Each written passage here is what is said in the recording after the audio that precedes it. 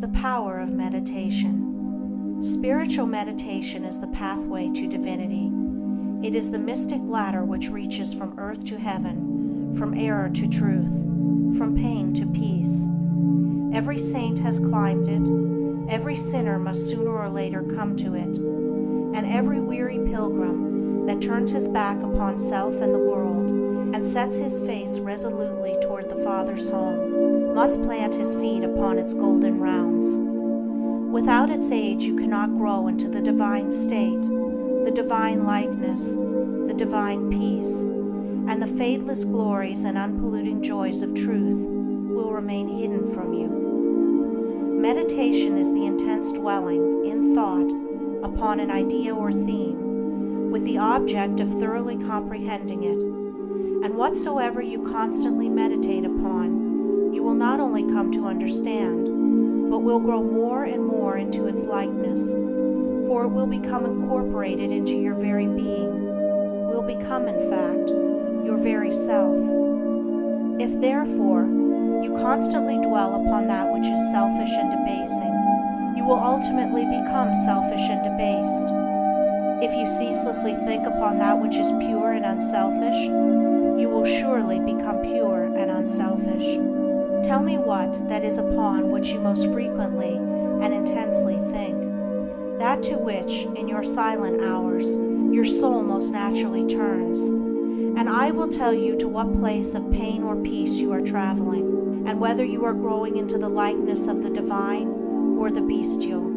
There is an unavoidable tendency to become literally the embodiment of that quality upon which one most constantly thinks. Let therefore the object of your meditation be above and not below, so that every time you revert to it in thought, you will be lifted up.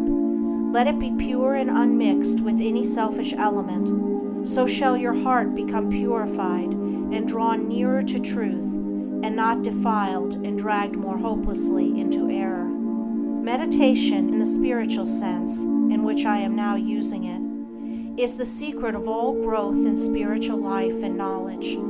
Every prophet, sage, and savior became such by the power of meditation.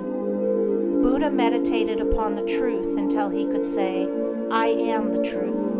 Jesus brooded upon the divine immanence until at last he could declare, "I and my Father are one." Meditation centered upon divine realities is the very essence and soul of prayer. It is the silent reaching of the soul toward the eternal. Mere petitionary prayer without meditation is a body without a soul, and is powerless to lift the mind and heart above sin and affliction. If you are daily praying for wisdom, for peace, for loftier purity and a fuller realization of truth, and that for which you pray is still far from you, it means that you are praying for one thing, while living out in thought and act another.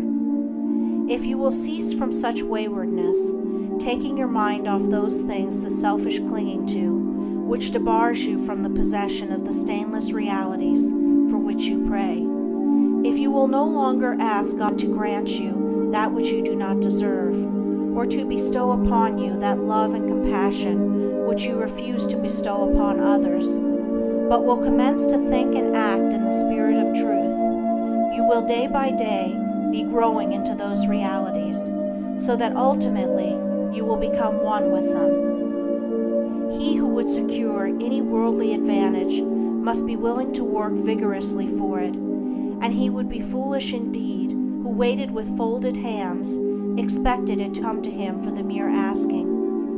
Do not then vainly imagine that you can obtain the heavenly possessions without making an effort.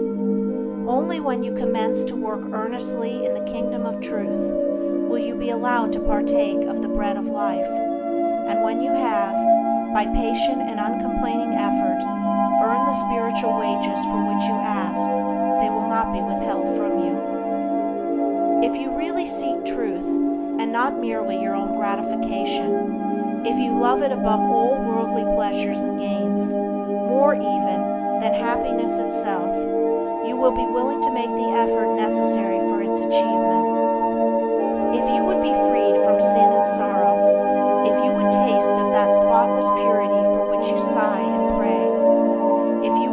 realize wisdom and knowledge, and would enter into the possession of profound and abiding peace. Come now and enter the path of meditation, and let the supreme object of your meditation be truth.